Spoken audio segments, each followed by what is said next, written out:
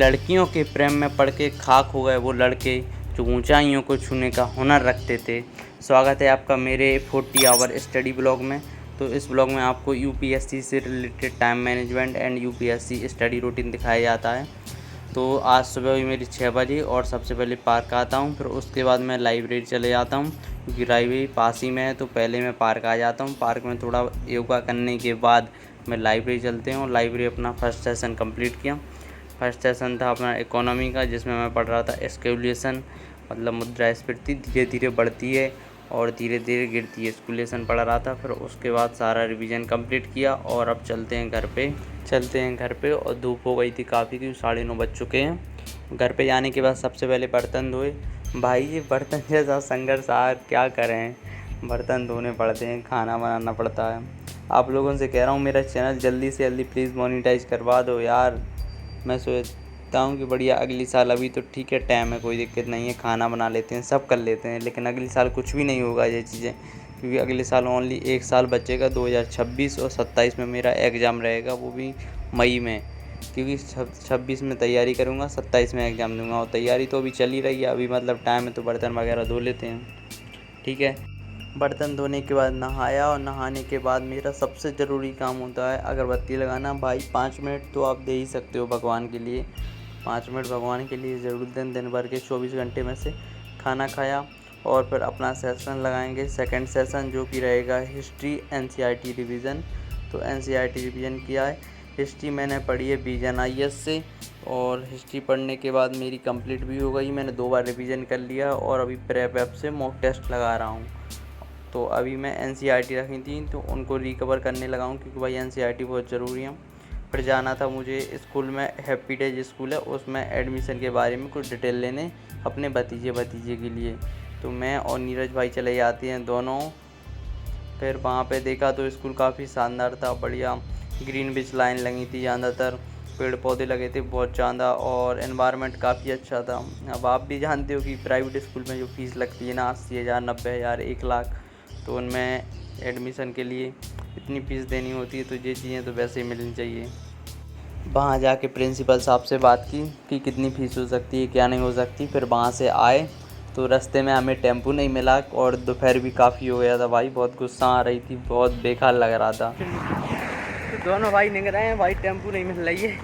School में तो visit कर लिया है, बट अब टेम्पो नहीं मिल रही। फिर पहुंच जाते हैं दोनों लाइब्रेरी, और लाइब्रेरी में अपना थर्ड सेशन लगाया है, जो कि रहने वाला है ऑप्शनल। मेरे नोट्स है ना, जो क्लास नोट्स, उनका रिवीजन करना है, क्योंकि भाई क्लास लेने से पहले मैं हर दिन नोट्स का रिवीजन करता हूँ, तो नोट्स का रिवीजन करने लगता हूँ।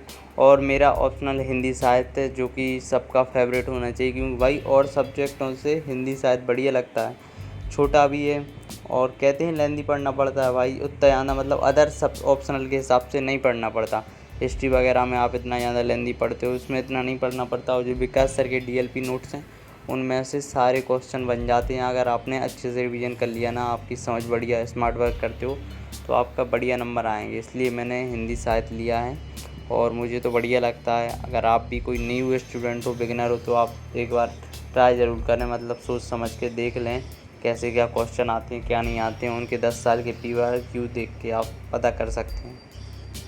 फिर रूम पे आया, टाइम हो चुका था 7:10। तो उसके बाद मुझे जिम जाना था। जिम जाने से पहले अपना क्रेटिन लिया, और इस बार मैंने अपना क्रेटिन ट्रॉपिकल टेंगो मंगा लिया है, जो कि पहले मैं अनफ्लेवर्ड पीता था, वो पी के यार परेशान हो चुका था, उसमें टेस्ट ही नहीं आता था। तो इस बार मैंने ट्रॉपिकल टेंगो मंगा लिया। इसका टेस्ट काफ़ी बेस्ट है, जो आप ग्लूकॉन डी पीते हो सेम उसी जैसा, देख भी सकते हो उसी जैसा कलर आता है। क्रेटिन पिया, फिर चलते हैं जिम। भाई मेरे साथ आज एक इंसिडेंट हो गया, मेरे पैर पे जिम में 10 kg वाली प्लेट गिर गई है अंगूठे पे, और बहुत ज़्यादा सूजन आ गई है। तो पहले मैं बाहर की डेयरी से पानी लाता हूँ ठंडा, क्योंकि बर्फ़ तो मिली नहीं है।